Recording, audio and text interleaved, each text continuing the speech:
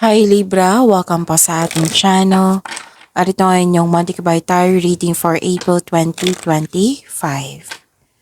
Please be reminded kung naka-resonate kayo, comment down.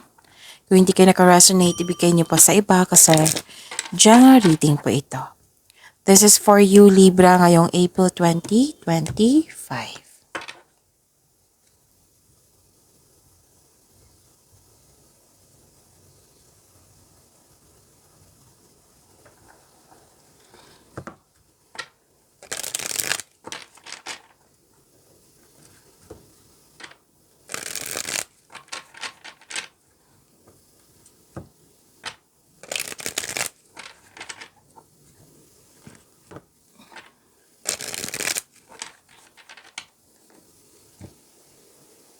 Para po ito sa iyo Libra ngayong April 2025.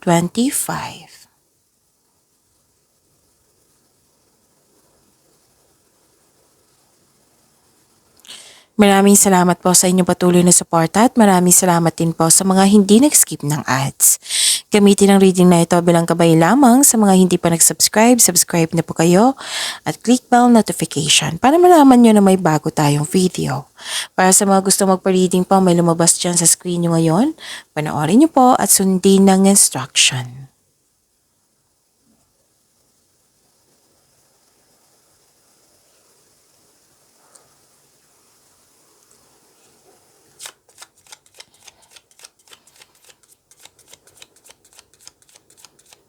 Spirits Guide, mga ganap po ngayong April 2025 para po kay Libra, I need 3 cards po.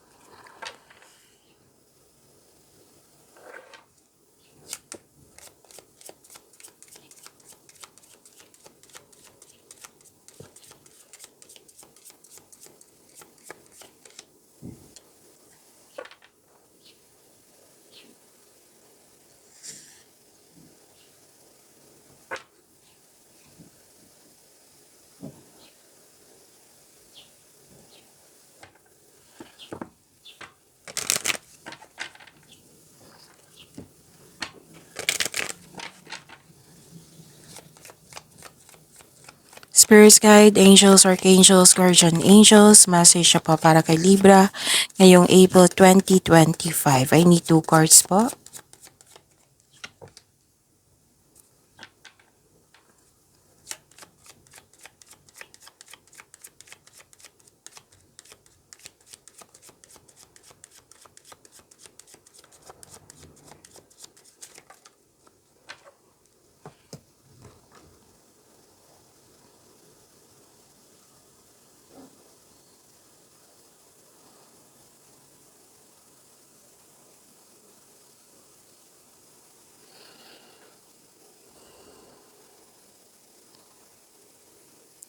Ngayong April 2025 para po kay Libra.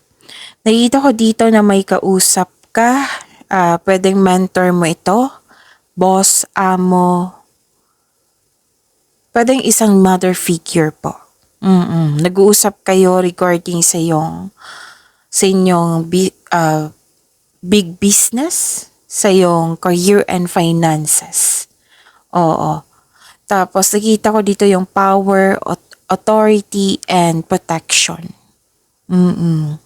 At may malaking influence ang isang lalaki sa buwan na ito, buwan ng Abril. At okay, may dumating na opportunities na bibigyan mo ng big choices and big decision. So claim nyo itong opportunities na ito, Libra.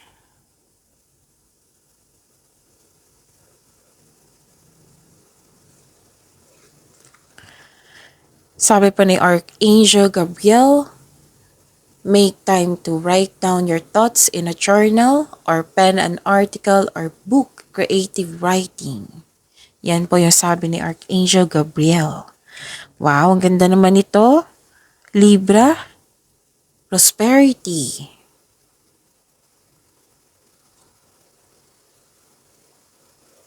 Okay.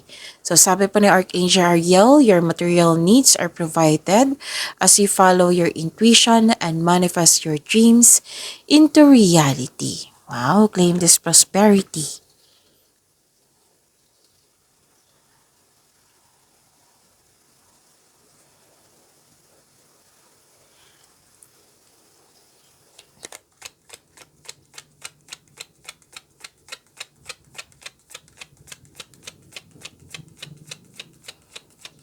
Spirits Guide, energy po ni Libra ngayong April 2025. I need 2 cards po.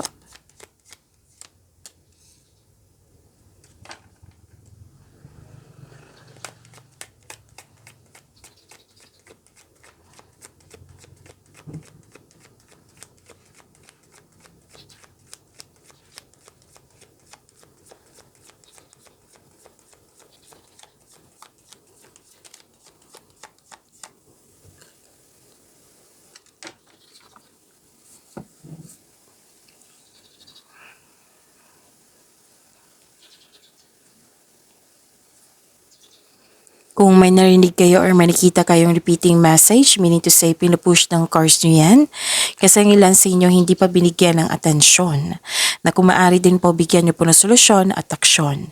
Remember Libra, at the end of the day, alam mo na ikaw lang taong may kakayahan at responsable na gumawa ng sarili mong katotohanan at kinabukasan. So ano yung energy ni Libra ngayong Abril?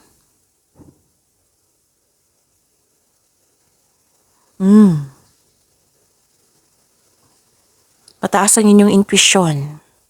Pwedeng nag-self-study kayo ngayon. Self-knowledge, self-study.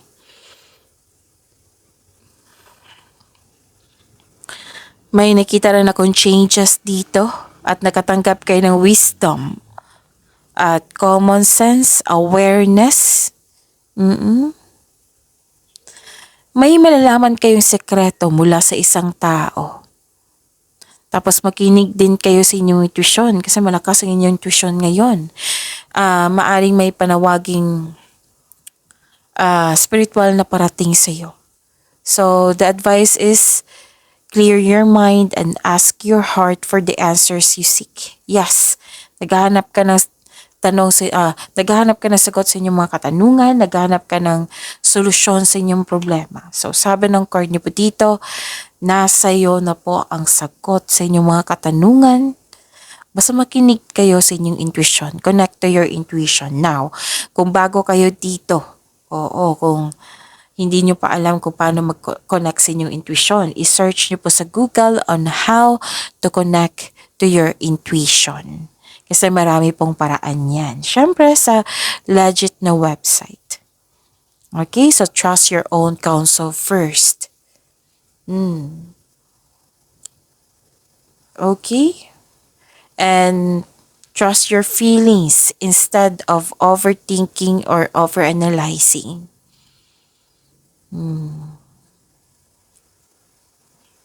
So, huwag kang umasa sa opinyon ng iba.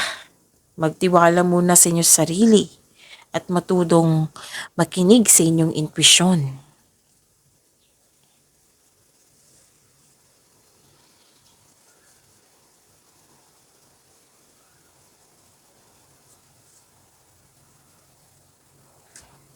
Okay, prepare yourself kasi maaring magkaroon ng delay.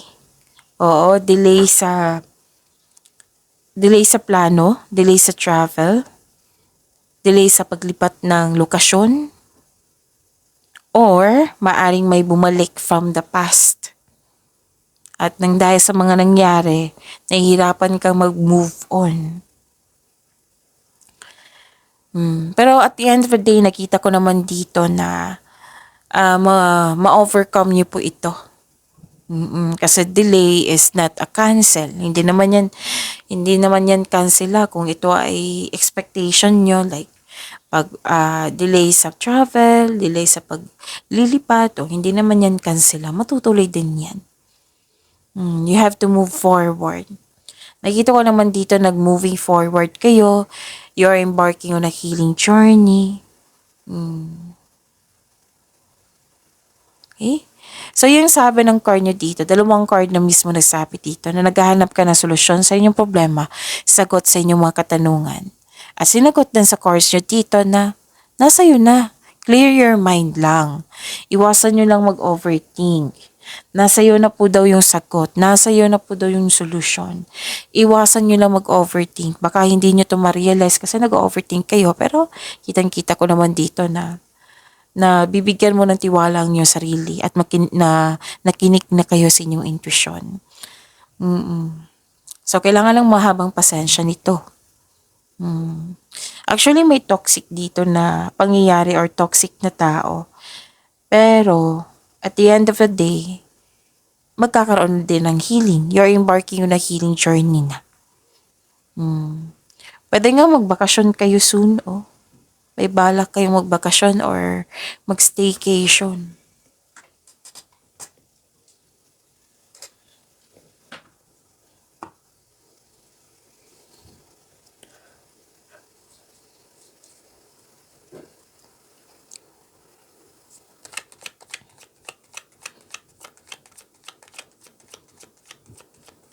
Spirits Guide, possible blessings po na ma-receive ni Libra ngayong April 2025. I need 2 cards po.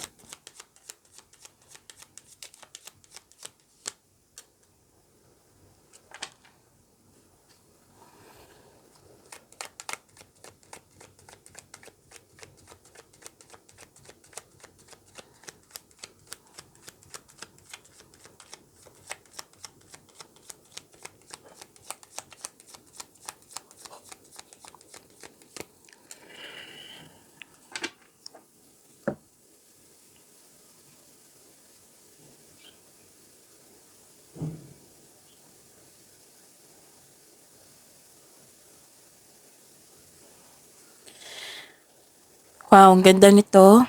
Ang ganda naman ng blessings. Success. Clarity, optimism, glory, satisfaction, full of positivity. This is strength, which is lumabas din dito sa inyong oracle cards kanina. Yung power. Okay. So this is the happiest card. Happy kayo, may success at achievement na parating. May parating na blessings na it will lead you to happiness. Improvement din sa health is on the way. Naka-recover ka na dito. Pwedeng ano to ha, hindi to siya sa sakit. Pwedeng hindi to siya sa sakit, kundi yung stress kayo, nagkaroon kayo ng anxiety. Pero kitang-kita ko talaga yung improvements sa inyong health dito. Naka-recover ka na po. So, claim this recovery. Claim these blessings. Claim this success, achievement, and happiness. Ito ay magandang kalusugan, kaligayahan, at kaaya-ayang pakiramdam. Again, at kaaya-ayang pakiramdam. So, may nakita rin ako ditong grupo ng tao na pwedeng nag-reunion ito. Nagtipon-tipon yung grupo ng tao eh. Tapos, dalawang card na mismo nagsabi dito na may balak kayo mag-staycation sa inyong bahay. Pero then may mga bata na nagbigay ng inspiration sa iyo, ng happiness sa iyo. It might be this is also your inner child. So enjoy your success, sabi po ng card niyo po. Success lies ahead if you keep the path. Actually, may matanggap kayong news dito na may buntis or wedding. So, happy bonding or beach or camp outing kasi may nakita kong body of water dito. Pero then, exciting opportunities po ito. Magkakaroon siya ng pag-level up, whether sa inyong love life, sa inyong personal growth, or it might be this is about your career and money kasi may nakita rin akong financial growth dito. So, makaka-receive ka din na acknowledgement, recognition. Basta may nakita ko dito isang bata na magbibigay siya sa iyo ng happiness, inspiration. So you are feeling healthier inside and out, na na-overcome mo na yung nararamdaman mong ah sadness or illness. So, ang ganda ng blessings po. Claim niyo po itong blessings na ito. Ang ganda.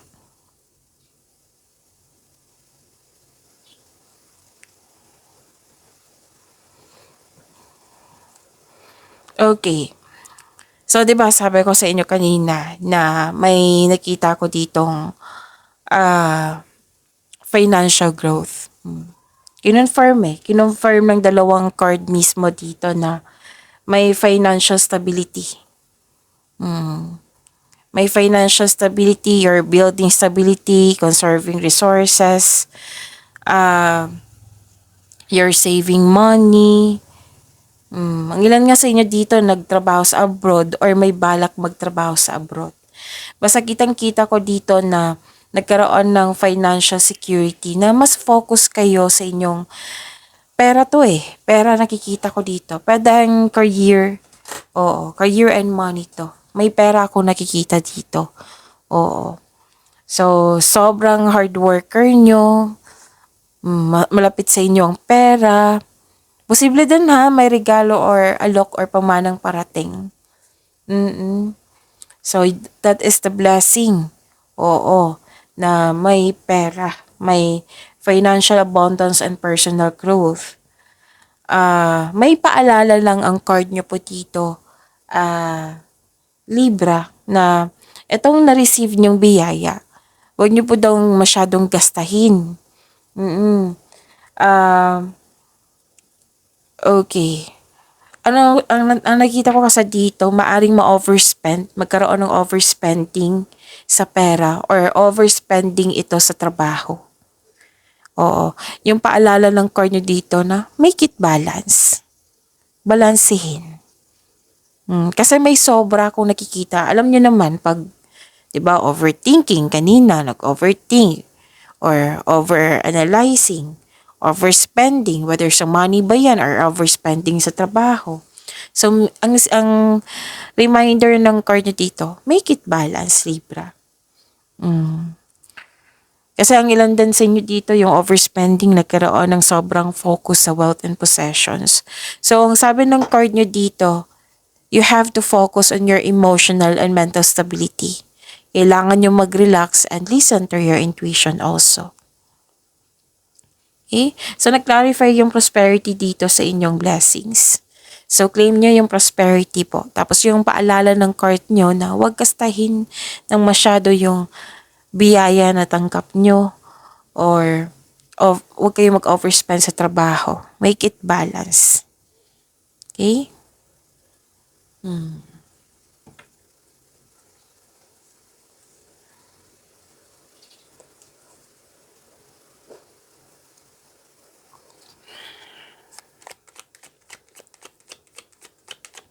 Spirits Guide, challenges na ma-overcome ni Libra ngayong ngayong April 2025. Baka may naisip tayong July. So this reading is for April 2025, Libra.